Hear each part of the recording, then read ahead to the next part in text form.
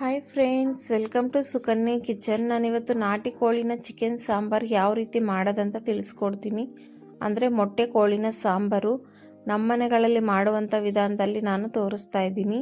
ಇದು ತುಂಬ ಡಿಫ್ರೆಂಟಲ್ಲಿ ತುಂಬ ಟೇಸ್ಟಿಯಾಗೂ ಇರುತ್ತೆ. ಇದು ಯಾವ ರೀತಿ ಮಾಡೋದಂತ ನೋಡೋಣ ಬನ್ನಿ. ಇದಕ್ಕೆ ಮೊದಲನೇದಾಗಿ ನಾನು 2 kg ಆಗೋಷ್ಟು ಮೊಟ್ಟೆ ಕೋಳಿ ಅನ್ನೋದು ತಗೊಂಡಿದ್ದೀನಿ, ನಾಟಿ ಕೋಳಿದು. ಅದನ್ನು ಈ ಸೈಜ್ಗೆ ನಾನು ಕಟ್ ಮಾಡಿಸ್ಕೊಂಡು ಉಪ್ಪು ಅರಶಿನ ಪುಡಿ ಹಾಕಿ ಚೆನ್ನಾಗಿ ತೊಳೆದ್ಬಿಟ್ಟು 2 ಸರಿ ತಗೊಂಡಿದ್ದೀನಿ. ಇವಾಗ ಸ್ಟವ್ ಆನ್ ಮಾಡಿ ಕುಕ್ಕರ್ ಇಟ್ಕೊಂಡಿದ್ದೀನಿ. ಅದಕ್ಕೆ ಒಂದು 2 ಟೀ ಸ್ಪೂನ್ ಆಗೋಷ್ಟು ಎಣ್ಣೆ ಹಾಕ್ಕೊಂಡಿದ್ದೀನಿ.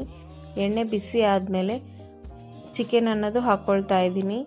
ಎಲ್ಲನೂ ಚಿಕನ್ ಹಾಕ್ಕೊಂಡಾದಮೇಲೆ ಇದಕ್ಕೆ 1.5 ಟೀ ಸ್ಪೂನ್ ಆಗೋಷ್ಟು ನಾನಿಲ್ಲಿ ಸಾಲ್ಟ್ ಅನ್ನೋದು ಹಾಕ್ಕೊಳ್ತೀನಿ. ಹಾಗೆಯೇ ಒಂದು ಅರ್ಧ ಟೀ ಸ್ಪೂನ್ ಆಗೋಷ್ಟು ಅರಶಿನ ಪುಡಿನೂ ಸಮೇತ ಹಾಕ್ಕೊಳ್ತೀನಿ. ಇದೆರಡು ಹಾಕ್ಕೊಂಡು ಚೆನ್ನಾಗಿ ಮಿಕ್ಸ್ ಮಾಡ್ಕೊಳ್ತೀನಿ. ಫಸ್ಟು ಮಿಕ್ಸ್ ಮಾಡ್ಕೊಂಡಾದಮೇಲೆ ಒಂದು 2 ನಿಮಿಷ 3 ನಿಮಿಷ ಹಾಗೇನೆ ಇದನ್ನು ಬೇಯಕ್ಕೆ ಬಿಡಬೇಕು ಐ ಫ್ಲೇಮಲ್ಲೇ.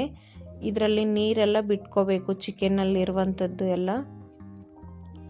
ಆಮೇಲೆ ನಾನು ಇದಕ್ಕೆ 1 ಗ್ಲಾಸ್ ಆಗೋಷ್ಟು ನೀರು ಅನ್ನೋದು ಸೇರಿಸ್ಕೊಳ್ತೀನಿ. ಇಲ್ಲಿ ನೀರು ಸೇರಿಸ್ಕೊಂಡಾದಮೇಲೆ ಮಿಕ್ಸ್ ಮಾಡಿಕೊಂಡು ಕುಕ್ಕರ್ ಕ್ಯಾಪ್ ಹಾಕಿ ಇದನ್ನು 4 ರಿಂದ 5 ವಿಸಲ್ಲು ಬಿಟ್ಕೊಳ್ತೀನಿ. ಯಾಕಂದರೆ ನಾಟಿ ಕೋಳಿ ಆಗಿರೋದ್ರಿಂದ ಗಟ್ಟಿಯಾಗಿರುತ್ತೆ. ನೀವು ತಗೊಂಡು ಬಟ್ಟಿ ನೀವು ಬಿಟ್ಕೋಬೇಕಾಗುತ್ತೆ ವಿಸಲ್ಲು, ಎಷ್ಟು ಬೇಕಷ್ಟು. ಇವಾಗ ಮತ್ತೊಂದು ಕಡೆ ನಾನಿಲ್ಲಿ ಸ್ಟವ್ ಆನ್ ಮಾಡಿಕೊಂಡು ಕಡೆ ಇಟ್ಕೊಂಡು ಅದಕ್ಕೆ 1-2 ಮೀಡಿಯಮ್ ಸೈಜ್ ಈರುಳ್ಳಿನ ಈ ರೀತಿ ಕಟ್ ಮಾಡಿಕೊಂಡು ಹಾಕ್ಕೊಳ್ತಾ ಇದ್ದೀನಿ. 1-2 ಟೀ ಸ್ಪೂನ್ ಎಣ್ಣೆ ಹಾಕಿಬಿಟ್ಟು ಇವಾಗ 1 ಮೀಡಿಯಮ್ ಸೈಜು ಟೊಮೊಟೊ ಅದನ್ನು ಸಮೇತ ಹಾಕ್ಕೊಂಡಿದ್ದೀನಿ. ಇದೆಲ್ಲ ಸ್ವಲ್ಪ ನಾವು ಫ್ರೈ ಮಾಡ್ಕೋಬೇಕಾಗುತ್ತೆ, ಜಾಸ್ತಿ ಏನಿಲ್ಲ, ಒಂದು ಅರ್ಧ ಮಟ್ಟಿಗೆ ನಾವು ಫ್ರೈ ಮಾಡ್ಕೋಬೇಕು. ಟೊಮೊಟೊ ಎಲ್ಲ ಸ್ವಲ್ಪ ಸಿಪ್ಪೆ ಬಿಡೋವರೆಗೂ ಟೊಮೊಟೊ ಮೇಲಿರೋ ಸಿಪ್ಪೆನ ಈ ರೀತಿ ಫ್ರೈ ಮಾಡ್ಕೊಂಡಿರೋದನ್ನ ನಾನು ಸ್ಟವ್ ಆಫ್ ಮಾಡಿಬಿಟ್ಟು ಇದು ತಣ್ಣಗಾಗಬೇಕು. ಫುಲ್ಲು ತಣ್ಣಗಾದ್ಮೇಲೆ ಈಗ ರುಬ್ಕೊಳ್ಳೋದಕ್ಕೆ ನಾನು ಒಂದು 3 ಇಂಚಷ್ಟು ಕೊಬ್ಬರಿ ಹಾಕ್ಕೊಳ್ತಾ ಇದ್ದೀನಿ. ಒಂದು 2 ಇಂಚಷ್ಟು ಶುಂಠಿ, 1-2 ಬೆಳ್ಳುಳ್ಳಿ ಗಡ್ಡೆನ ಹಾಕ್ಕೊಳ್ತಾ ಇದ್ದೀನಿ ಸುಲಿದ್ಬಿಟ್ಟು. 1 ಇಂಚಷ್ಟು ಶುಂಠಿ, ಒಂದು 5-4 ಆಗೋಷ್ಟು ಲವಂಗ, ಒಂದು 6 ರಿಂದ 7 ಗೋಡಂಬಿ, ಆಮೇಲೆ 1 ಟೀ ಸ್ಪೂನ್ ಆಗೋಷ್ಟು ಇಲ್ಲಿ ಗಸಗಸೆನ ಹಾಕ್ಕೊಳ್ತೀನಿ. ಒಂದು 4-5 ಗ್ರೀನ್ ಚಿಲ್ಲಿನ ಹಾಕ್ಕೊಂಡು ಇದನ್ನು ಮಿಕ್ಸಿಗೆ ಹಾಕ್ಕೊಳ್ತೀನಿ. ಈ ರೀತಿ ತರತರಿಯಾಗಿ ಗ್ರೈಂಡ್ ಮಾಡ್ಕೊಳ್ತೀನಿ.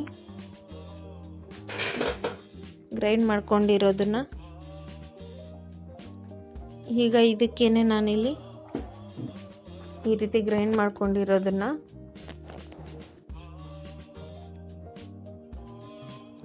ಇದಕ್ಕೆ ನಾನಿಲ್ಲಿ 1 ಹಿಡಿ ಆಗೋಷ್ಟು ಪುದೀನನ ಹಾಕ್ಕೊಳ್ತಾ ಇದ್ದೀನಿ. ಹಾಗೆಯೇ 1 ಹಿಡಿ ಆಗೋಷ್ಟು ಇಲ್ಲಿ ಕೊತ್ತಂಬರಿ ಸೊಪ್ಪು ಅನ್ನೋದು ಹಾಕ್ಕೊಳ್ತೀನಿ.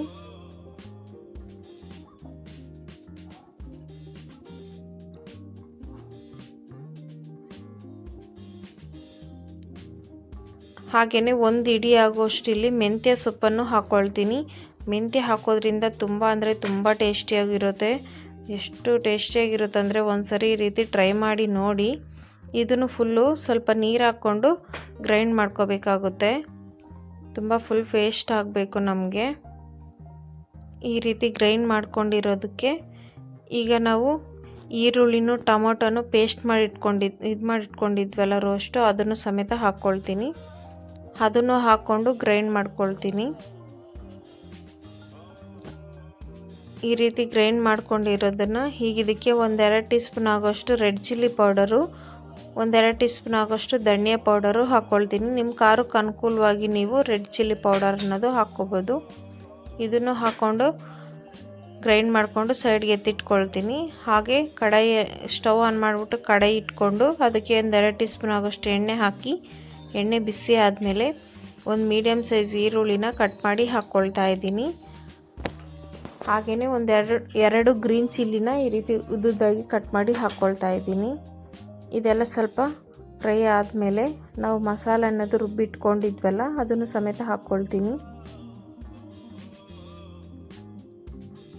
ಅದನ್ನು ಸ್ವಲ್ಪ ಫ್ರೈ ಮಾಡ್ಕೋಬೇಕಾಗುತ್ತೆ. ಮಸಾಲೆ ಎಲ್ಲ ಹಸಿ ವಾಸನೆ ಆಗುತ್ತೆ.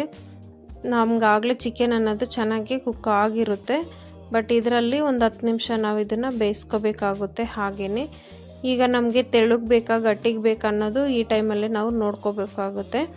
ಆಗ್ಲೇ ಉಪ್ಪು ಖಾರ ಅನ್ನೋದು ಸಮೇತ ನಾವು ಚೆಕ್ ಮಾಡ್ಕೋಬೇಕಾಗುತ್ತೆ. ಏನಾದರೂ ಉಪ್ಪು ಕಮ್ಮಿ ಇದ್ದರೆ ಈ ಟೈಮಲ್ಲಿ ಸ್ವಲ್ಪ ಸೇರಿಸ್ಕೊಳ್ಳಿ. ಈ ರೀತಿ ನನಗೂ ಸ್ವಲ್ಪ ಕಮ್ಮಿ ಇತ್ತು, ಹಾಗಿಂದ ನಾನು ಸೇರಿಸ್ಕೊಳ್ತಾ ಇದ್ದೀನಿ. ತುಂಬ ಅಂದರೆ ತುಂಬ ಟೇಸ್ಟಿಯಾಗಿರುತ್ತೆ. ಈ ರೀತಿ ಒಂದು ಸರಿ ಟ್ರೈ ಮಾಡಿ ನೋಡಿ, ನಿಮಗಂತೂ ತುಂಬಾ ಇಷ್ಟಪಟ್ಟು ತಿಂತೀರಾ. ಇದು ಮುದ್ದೆ ಜೊತೆಗಾದರೂ ತಿನ್ಬೋದು, ಚಪಾತಿ, ರೋಟಿ, ಹಾಗೆಯೇ ಗೀ ರೈಸು, ಪಲಾವು ಎಲ್ಲದಕ್ಕೂ ಸೂಪರ್ ಕಾಂಬಿನೇಷನ್ನು. ತುಂಬ ಅಂದರೆ ತುಂಬಾ ಚೆನ್ನಾಗಿರುತ್ತೆ. ಒಂದು ಸರಿ ಈ ರೀತಿ ಟ್ರೈ ಮಾಡಿ ನೋಡಿ. ಈಗ ಇದಕ್ಕೆ ನಾನು ಮೊಟ್ಟೆ ಅನ್ನೋದಿತ್ತಲ್ಲ, ಅದು ಸಪ್ರೇಟಾಗಿ ಹೀಗೆ ಹಾಕ್ಕೊಳ್ತಾ ಇದ್ದೀನಿ. ಮುಂಚೆನೇ ಕುಕ್ಕರಲ್ಲಿ ಹಾಕ್ಬಿಟ್ರೆ ಮೊಟ್ಟೆ ಅನ್ನೋದು ಜಾಸ್ತಿ ಬೇಯ್ಕೊಳ್ಬಿಡುತ್ತೆ. ಅದಕ್ಕೋಸ್ಕರ ನಾನು ಹೀಗೆ ಹಾಕ್ಬಿಟ್ಟು ಬೇಯಿಸ್ಕೊಳ್ತಾ ಇದ್ದೀನಿ. ಅದೇನು ಬೇಗನೆ ಬೆಂದೋಗ್ಬಿಡುತ್ತೆ. ಅದಕ್ಕೋಸ್ಕರ ಹಾಕ್ಬಿಟ್ಟು ಒಂದು 5 ನಿಮಿಷ ಬೇಯಿಸ್ಕೊಳ್ಳಿ. ಹಾಗೆಯೇ ಇಲ್ಲಿ ಚಿಕನ್ ಮಸಾಲೆ ಪೌಡರನ್ನು ಹಾಕ್ಕೊಳ್ತಾ ಇದ್ದೀನಿ. ಚಿಕನ್ ಮಸಾಲೆ ಪೌಡರ್ ಒಂದು 2 ಟೀ ಸ್ಪೂನ್ ಆಗೋಷ್ಟು ಹಾಕ್ಬಿಟ್ಟು ಅದನ್ನು ಮಿಕ್ಸ್ ಮಾಡ್ಕೊಳ್ತೀನಿ ಚೆನ್ನಾಗಿ. ನೋಡ್ತಿದ್ರಲ್ಲ, ನನಗೆ ಕನ್ಸಿಸ್ಟೆನ್ಸಿ ಸರಿ ಹೋಗಿದೆ. ನಿಮ್ಗೆ ಬೇಕಂದರೆ ಇನ್ನೊಂದು ಸ್ವಲ್ಪ ನೀರು ಹಾಕ್ಕೊಂಡು ತೆಳ್ಳಗೆ ಮಾಡ್ಕೋಬೋದು, ಇಲ್ಲಾಂದರೆ ಗಟ್ಟಿಯಾಗಿ ಸಮೇತ. ಗಟ್ಟಿ ಬೇಕಂದರೆ ಇನ್ನೊಂದು ಸ್ವಲ್ಪ ಚೆನ್ನಾಗಿ ನೀವು ಬೇಯಿಸ್ಕೊಂಡ್ರೆ ಗಟ್ಟಿಯಾಗಿಬಿಡುತ್ತೆ. ನನಗೆ ಆಲ್ಮೋಸ್ಟ್ ಈಗ ಸಾಂಬಾರು ಅನ್ನೋದು ರೆಡಿ ಆಯಿತು.